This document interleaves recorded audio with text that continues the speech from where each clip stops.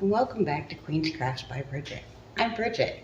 Thank you for joining me today. Whether you're new here or you've been around since my very beginning, I truly appreciate you coming by and spending some time with me. Today, I thought that I would show you something else that I have done crafty-wise here lately because the King and I had an anniversary. And for our anniversary, he is very much into Star Wars, so I decided to buy him a model puzzle type thing that looked like the Death Star.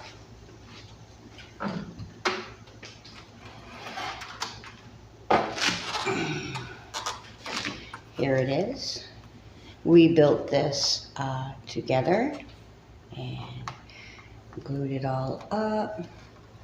This is the Death Star 2, so this is the second version of the Death Star from the movies, the one that they got less completed before the rebels were able to blow it up. So I thought that was a lot of fun. It was very neat to put together. It was not difficult, a little costly, but things like this usually are. It was a great night of fun, and seeing the King smile and giggling with him while we put it together was just absolutely wonderful and made the price of the project absolutely minuscule. So I'll show you the other one. He decided, because it was so much fun doing this one, that he would get himself another one. And it came in a couple days later, and we decided to put that together as well.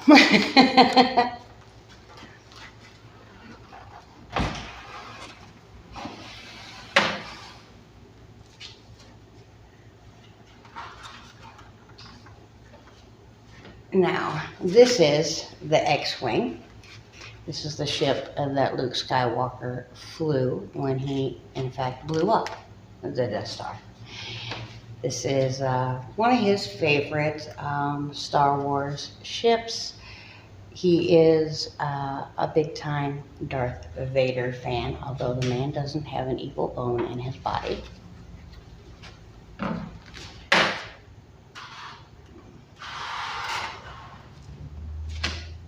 And since we're out here, I will pause the camera and spin it around real quick, and I'll show you a few of the amigurumis I've made him since I started on my crochet journey, in case you haven't seen them. Sorry for any shakiness, guys. I don't have a way of putting the tripod up where you can actually see everybody, so I'm going to have to hold on to the tripod and kind of walk you around who's up here. We have a Vincent the Dragon. Of course, he does not belong with Star Wars, but he was made for the King and unfortunately got displaced by the Death Star and the X-Wing. So we will find him a better place to sit when we can have a chance to build some more shelves. And we have Woodstock and Snoopy. Again, they don't belong with Star Wars, but you know, I made them for him. And above that, we have a big old gorilla. He was a lot of fun to make. Then, of course, we have, we have a Darth Vader, we have Yoda, we have Princess Leia, R2-D2, behind him is Luke Skywalker, C-3PO, and Han Solo. And then, of course, way over here, we have Grogu, which is, of course, the baby Yoda from The Mandalorian, or as the pattern was sold, baby alien.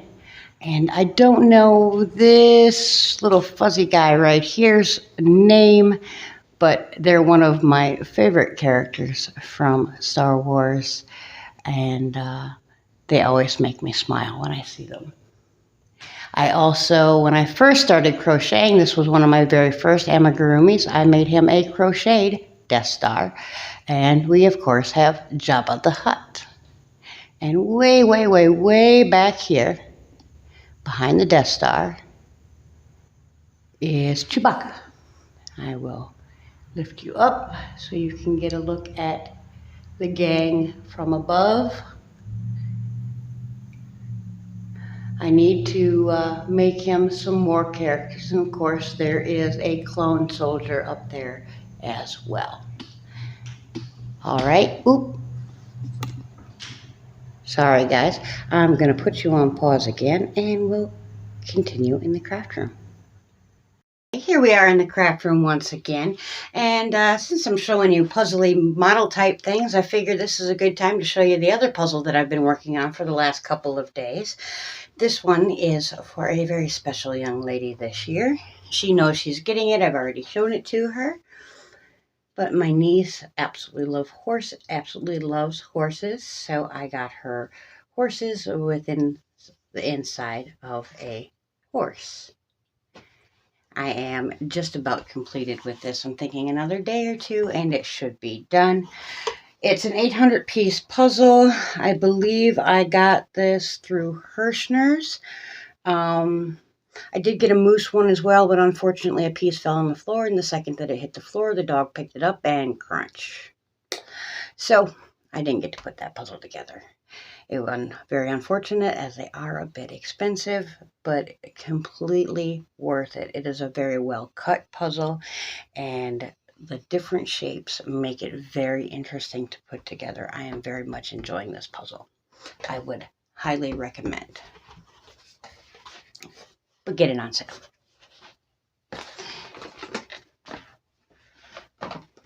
I also decided, well, so I've been thinking about it for some time. I wanted to get something that could add a little something of to my packages. And I got thinking about it, and I'm like, I really want to try the wax stamp thing. But I've never actually seen it done with my own eyes until recently, when the wonderful Jax, what the heck is her channel name? I am so sorry, honey. I have completely blanked on your channel name, but I will link her down below so that you guys can find her. She also, she makes the hugs, so I'm sure everybody knows who I am referring to now. I'm so sorry, Jax. But she sent me a beautiful card along with the beautiful shawl, and on that card was a very nice wax stamp, which pushed me right over the edge of, yes, that is what I want to add to my packages to give it that little bit of regal appeal. Now, I know I could use tissue paper. I know I could use fancy packaging. The plastic bags are enough for me, guys, really. I feel bad enough about the plastic bags. I am looking for alternatives for mailers, something that is recyclable, but also affordable. And then I thought, well, you know, with the tissue paper, personally, when I get tissue paper, I keep it and I reuse it and I send it on to somebody else. But eventually that tissue paper ends up in the trash. And that's a whole lot of paper that has absolutely no purpose other than to make it just a little bit more, Now, I understand that getting a package with a lot of is wonderful. However, it isn't exactly wonderful for the environment. So I was thinking, what can I do to add a little something special without adding detriment to the environment in a massive way, such as papers and papers and papers. I thought, well, I can do a wax stamp, and in that wax stamp, the person that receives it, if they're like me and they keep their cards and whatnot, they can remove the stamp and put it in a scrapbook, or they can keep it along with their cards. Or, better yet, they can add it to a candle and let that wax do what it does and be gone as it happens. So, all that to say, I got some. I got a couple stamps. I got one more stamp ordered. Well, it's in my cart. I haven't pushed the button yet, but I do plan on it. I got a kit, and then I got a couple extra stamps because they were ones more suited to what I was wanting. In this kit was included the tea lights that you need, the wax.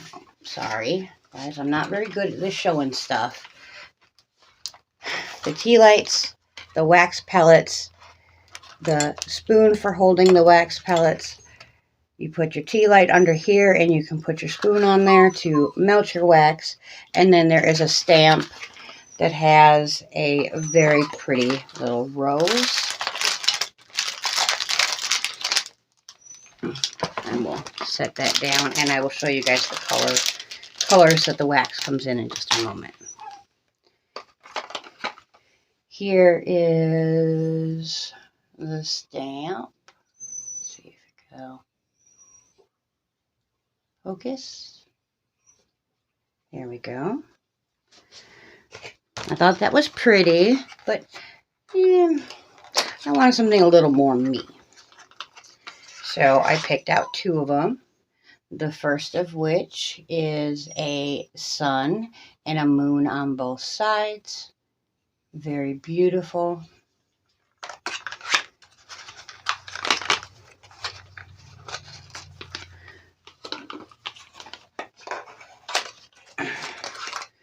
As well as a bee. One, because my name is Bridget, of course, but my last name will also start with a B once the wedding takes place.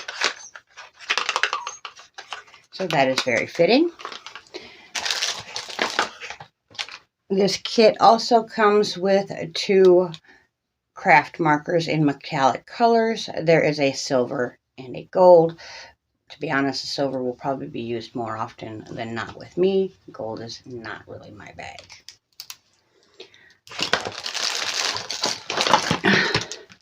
But then we have all these beautiful colors of wax that can be used for my packages.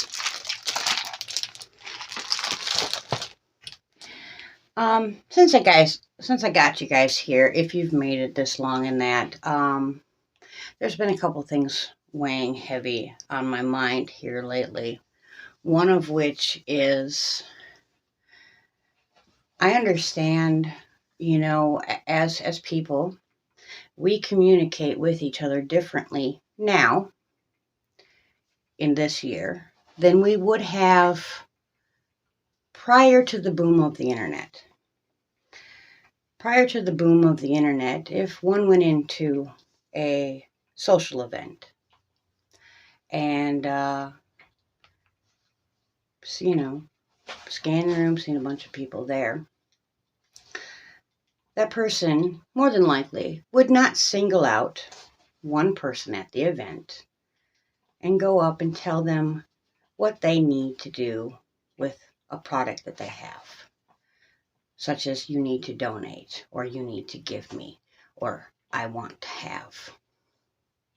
But it seems this day now on the internet that this seems to be a perfectly acceptable way of doing things. I'm sorry, for me, it is not. We need to remember to be polite to one another and not put each other on the spot as to get an answer that may not be genuine because the person feels that they have no choice but to give you the answer that you want. If you want a donation for something, any cause that you are doing, please reach out to the people either en masse saying, hey, I have this cause. I would wonder if any or all of you would like to participate. Or, on a side note, if someone wasn't there during that event, you could reach out to them backstage or directly with no others involved. Let them know what's going on with your situation and ask them if they would like to participate. Therefore, they won't feel the pressure of having to give an answer that is not genuine or that that would maybe not be in their best interest. Now, I am not pointing out any particular situation. I am not pointing out any particular person. I am just saying in general, if we would not do that in person, we should not do that online. It is rude and it is wrong. Please don't. That's all I have to say about that situation. On another note, yes, I do custom orders. I will make a bag or whatever for whomever would like one. The way that I do so is you contact me. As of right now, like I said, I am working on a website, so hopefully this will be a little more fluid in the future. But as of right now, you contact me. You let me know what it is you would like. Say, tigers. You want a tiger bag. That's fine. No problem. I will go and I will search out tiger material. I will then send you examples of the material that I have found. You pick out the example that you want. I let you know after you've chosen what kind of bag you want, what kind of style you want, all the details. I let you know how much your bag will be. You pay. I order your fabric. The day that it comes in, I complete your bag, generally. More than likely, it doesn't take me more than a day. Sometimes it may take me 2 or 3, depending on the size of your order. Then the next day, you get confirmation and a tracking number that your bag is on the way. I'm sorry, but in my financial position, I cannot pay for fabric that has not been paid for. I do not have that to do so. If I did, I would, but I don't, and I'm sorry.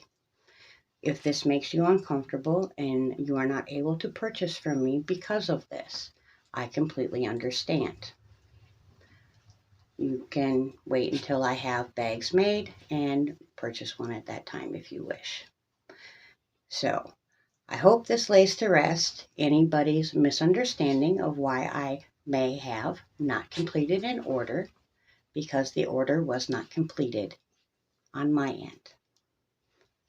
All right, enough of that gobbledygook. I don't want to talk about anything bad. I don't need any who dids or getting upset or anything like that.